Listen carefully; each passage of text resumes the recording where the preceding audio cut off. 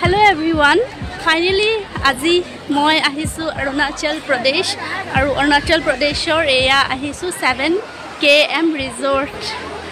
So খুব ধুনীয়া এটা পৰিৱেশ আৰু এয়া মা আৰু বাকি সকলো ফ্যামিলি মেম্বাৰ গৈ আছে। সো বলক ভিতৰলৈকে যাওঁ। এন্ট্ৰেন্সটো খুবেই ধুনীয়া আৰু বাহিৰত চেকিংও কৰে।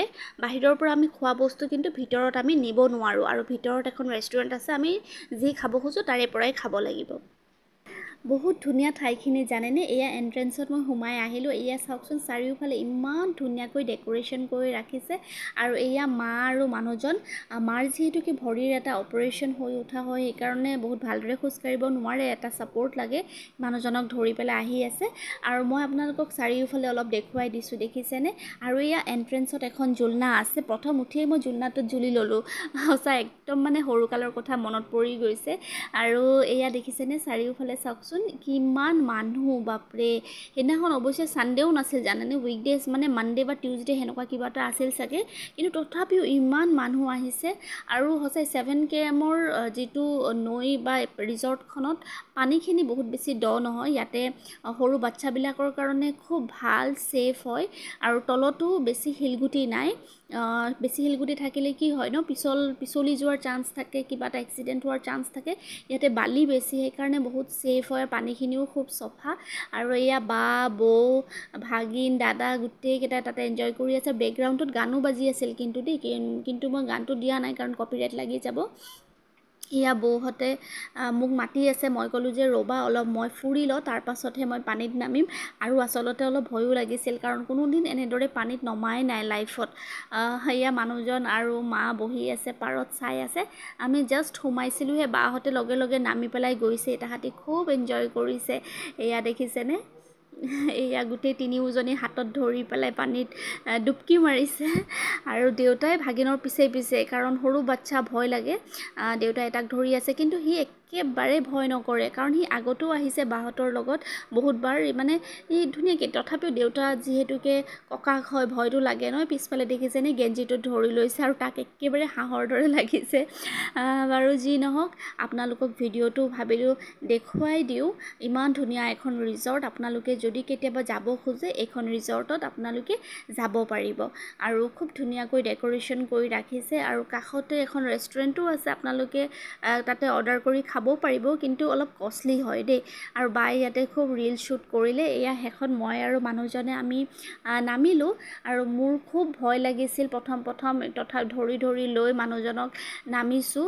অলপমান পানীও খাইছিলোঁ, সেইটোৰ কাৰণে আৰু বেছি মানে ভয় লাগি গ'ল। কিন্তু তথাপিও লাহে লাহে পানীত থকা সময়খিনিত লাহে লাহে মই এডজাষ্ট হৈ গ'লোঁ। আৰু তাতে আমি অলপ সময় কটাই পেলাই তাতে ষ্টাৰ্টাৰ খালোঁ। তাৰে পিছত আমি ভাবিলোঁ যে আৰু এখন ৰিজৰ্টত যাওঁ, যিহেতুকে মোৰ আৰু মানুহজনৰ অহাটো খুব কম হয়, সেইকাৰণে ভাবিলোঁ আকৌ বা কোনদিনা আহিব পাৰিম। সেইকাৰণে ভাবিলোঁ নাই, এবাৰ টকচিতা ৰিজৰ্টখন যিহেতুকে ওচৰতে হয়, তাতো এবাৰ যাওঁ আৰু তাতে আমি লাঞ্চ কৰি ল'ম। আৰু এয়া টকচিতা ৰিজৰ্টৰ এন্ট্ৰেন্স, বেছি দূৰ নহয় 7KMৰ পৰা, মানে টকচিতাখন পাৰ হৈ পেলাই 7KM। আমি সেইকাৰণে 7KMত ফাৰ্ষ্ট গৈ তাৰ পৰা আকৌ উভতি আহি টকচিতাত সোমাইছোঁ। আৰু এয়া ভিতৰত অকণমান সোমাই যাব লাগে। আৰু অৰুণাচলৰ সঁচাই পৰিৱেশটো খুব ধুনীয়া আৰু ভাল লাগে তাতে গৈ পেলাই। আৰু এয়া চাওকচোন কিমান গাড়ী, বাপৰে। এইখিনি বাহিৰতো গাড়ী ৰখাইছে আৰু আমি ভিতৰতো সোমাব পাৰিম নিশ্চয়, কাৰণ মা যিহেতুকে ইমান দূৰ খোজ কাঢ়িব নোৱাৰিব, সেইকাৰণে আমি অলপ ভিতৰত সোমাই ওচৰতে ৰখাই পেলাই আমি এয়া টকচিতাত সোমালোঁ। এয়া দেখিছেনে টকচিতাৰ যিটো ডেকোৰেশ্যন, এয়া দেখিছেনে কিমান ধুনীয়াকৈ, বহুত হাত আছে তাতে ঠায়ে ঠায়ে। আমি মানে আমি এনেকৈ কেবিন লৈ পেলাই থাকিব পাৰোঁ। আমি কেবিনো লৈছোঁ তাতে।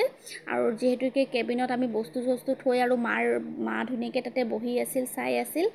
পিছত আমি মাকো নমালোঁ, কাৰণ আমাৰ মা মানে কি জানেনে, বয়স হৈছে যদিও মনৰ সেই ফূৰ্তিটো সদায় কৰিব খোজে আৰু সকলো বয়সৰ লগত মিলি যায়। আৰু মাৰ মানে ফূৰ্তি কৰি মাও খুব ভাল পায়। আৰু সেইকাৰণে ভাবিলোঁ শেষত মাক অকণমান পাৰতে, মানে একদম ভিতৰৰ তলতো নহয়, পাৰতে অকণমান মায়ে ভৰিকেইটা যাতে নিব পাৰে। আৰু সঁচাই মায়ে খুব ভাল পালে। আৰু ফাইনেলি আমাৰ ভোক লাগিল সেইকাৰণে আমি খানাও অৰ্ডাৰ কৰিলোঁ আৰু অৰুণাচলত যিহেতুকে বইল চিকেন খুব ফেমাছ সেইকাৰণে আমি তাতে ট্ৰাই কৰিলোঁ খৰিচাত দিয়া বইল চিকেন আৰু খুবেই টেষ্টি আছিল মানুহজনকো খাব দিছিলোঁ আৰু ভিডিঅ' কৰি থাকোঁতে তেওঁ কৈছে মোৰ পৰা এগৰাক খাই লোৱা তাৰপাছত তেওঁলোকে খাই আছে দেউতা খাই আছে আৰু শেষত আমি খাব বহিলোঁ এয়া অৰ্ডাৰ কৰিছিলোঁ প্লেইন ৰাইচ ডাল ফ্ৰাই বইল চিকেন আৰু দেউতা যিহেতুকে চিকেন নাখায় সেইকাৰণে আমি অৰ্ডাৰ কৰিছিলোঁ পনীৰ আৰু গোটেইখিনি বহুত টেষ্টি আছিল বাট অলপ কষ্টলি আছিল সো এইখিনি